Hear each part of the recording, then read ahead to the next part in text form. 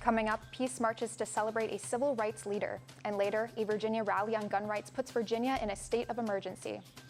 I rehash Iowa's win over USC in the Holiday Bowl over break and take a look at the dominating performance wrestling posted over the weekend. It's the first week of the semester, and we'll be starting it off with bitter temperatures and a snow system heading our way. How much snow are we talking? Stay tuned for weather to find out. All that and more coming up on this Tuesday morning edition of DITV News. Don't go anywhere. DITV News starts right now.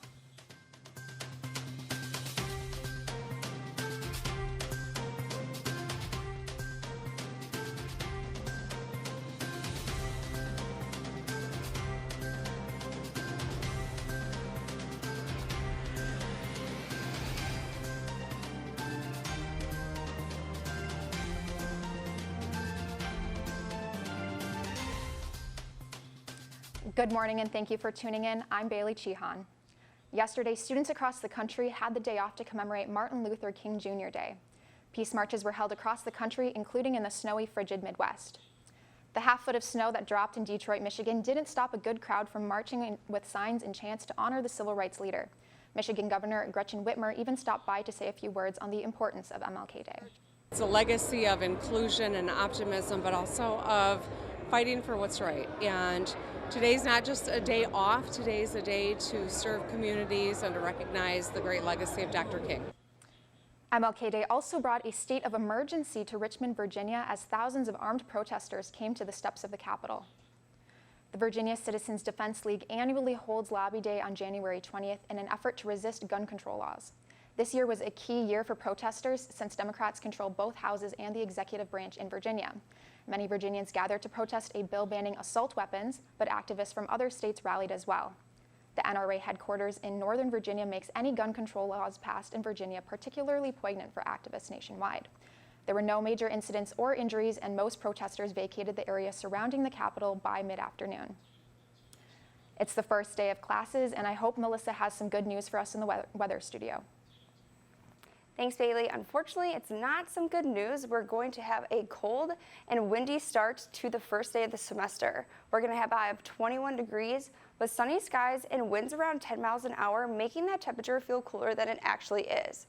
As we head into tonight, the temperature will drop just slightly to 19 degrees, and we'll keep those same winds, and we'll have partly cloudy skies. Now let's take a look at the extended forecast. As you can see, we're going to have a lot of snow in the next coming days. On Wednesday, we'll have a high of 34 degrees and a low of 31 with a 50% chance of snow. We're most likely to see around 1 to 3 inches. On Thursday, there will be a 60% chance of snow with a high of 36 degrees. On Friday, we'll also have a 60% chance of snow with a high in the mid-30s. Moving into this weekend, no more snow, but it will be cloudy. On Saturday, it'll be a high in the mid-30s, and on Sunday, it will be cloudy with a high in the mid-30s. With the snow heading our way, it looks like we're going to be walking in a winter wonderland for this first week of classes. Bailey, back to you. Thank you, Melissa. On January 8th, it was reported from the Pentagon that U.S. bases in Iran had been attacked by missiles.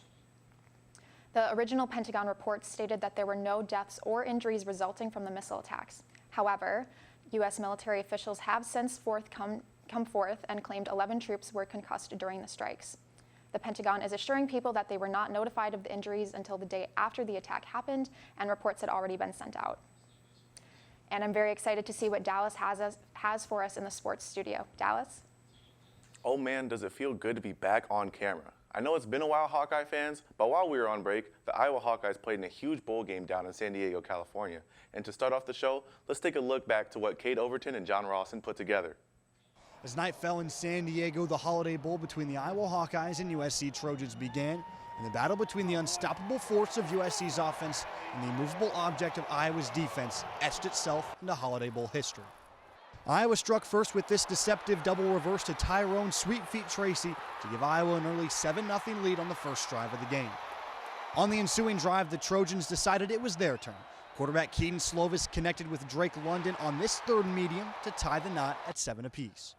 Fast forward to early in the second quarter as Amir Smith-Marset gets this carry to the left side and strolls into the end zone to give Iowa a 14-7 lead. Early on, this game is starting to look like a shootout as USC marches down the field and answers with their second touchdown in as many drives. Iowa's going to have to keep on scoring if they want to stay with it. And just like that, on the very next play, Ihmir Smith-Marsette takes the kickoff all the way to the house for another touchdown. After a USC punt, the first one of the game, Nate Stanley connected with guess who? Ihmir Smith-Marsette, giving him his third touchdown of the night. The first half ended with the Hawkeyes out in front, but USC wasn't going to lag behind for too long.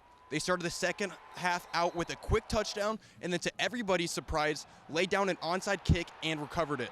But a strip sack forced USC quarterback Keaton Slovis to the sidelines for Matt Fink, who was quickly under duress and sacked on a third down to force a punt, keeping it 28-24. But Iowa's defense stood strong, and the offense eventually got back to work after 3 QB sneaks in a row.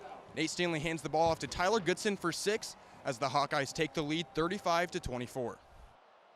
After USC botched snap, Iowa was inside the 10, and this time it's Brandon Smith's turn to catch a touchdown pass from Nate Stanley. This was Smith's first touchdown since coming back from injury. This gave Iowa a very comfortable lead as they went on to win 49-24. Your Iowa Hawkeyes are the 2019 SDCCU Holiday Bowl champions. Segments doesn't have a good day or night, and then somebody else has to carry the load. But tonight, all three complemented each other. All 3 phases of it did, and that's, again, it gets down to our players. I think they have an understanding and a real appreciation for what it takes to be a good football team. Just the legacy that bump in Coach Fry left. I think it was only right that we go and honor them. Play our best, play our hardest, and kind of try to honor them through the way that we play. That win capped off a 10-win season for Kirk Ferentz and his Hawkeyes, but with that good news brings some sad departures. It's been announced over the last few weeks that some of the Iowa stars are going to be skipping college and heading to the NFL draft. A.J. Espinosa, Tristan Wirfs, Geno Stone, and Torrin Young have all made the announcement to try their luck at a shot in the NFL. These guys left some pretty big shoes to fill, but Kirk Ferentz and the rest of the Hawkeyes have wished them all the best at the next level. Another Hawkeye team that has some guys competing in the next level is Iowa wrestling team. That's right, Spencer Lee is officially qualified for the Olympic trials after a very strong showing during the U.S. Senior Nationals, where he got first place. But after that, it was right back to work for Lee and the rest of the Hawkeyes as they hosted Nebraska earlier on Saturday night. The redshirt freshman, Tony Cassiope, has been shut down all year, and to nobody's surprise, he does it again here after a key takedown to secure the victory. And for 184-pounder Abe Assad, the redshirt came off as he got his Carver debut against Nebraska's Taylor Venz. Assad found himself in a hole early, but he wasn't going to let the fans down without a fight. This time, it's Assad in deep with a single leg, and he just does get around the corner to get the takedown and take the lead in the match. Carver was on their feet for the true freshman as he closes out the final second with a huge win. Assad becomes the first true freshman to get to wrestle since, you guessed it, Spencer Lee. It doesn't happen often, so Hawkeye fans, be ready, because Assad is here to stay. The Hawkeye wrestling team has been ranked #1 for a majority of the season, but these next few weekends are going to be the real deal. They have Ohio State at home this Friday, and then Penn State comes to town after the weekend.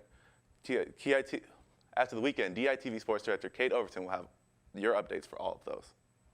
But for me, that's all I have today. Be sure to come back tomorrow for a Hawkeye basketball update. Bailey, back to you. Newton, Iowa resident Edna Van Zee turned 108 years old yesterday. Living in an assisted care facility, she plans on holding her birthday party for big number 108 today. Edna says she is surprised she has lived this long and only has one wish, that her twin sister could have lived as long as her. That's all we have for you today on this Tuesday morning edition of DITV News. Be sure to head over to dailyiowan.com for all your latest news between Monday and Friday. And if that isn't enough of the Daily Iowan for you, be sure to check out our print edition of the news on stands now. For DITV News, I'm Bailey Chihan. Have a great day, Iowa City.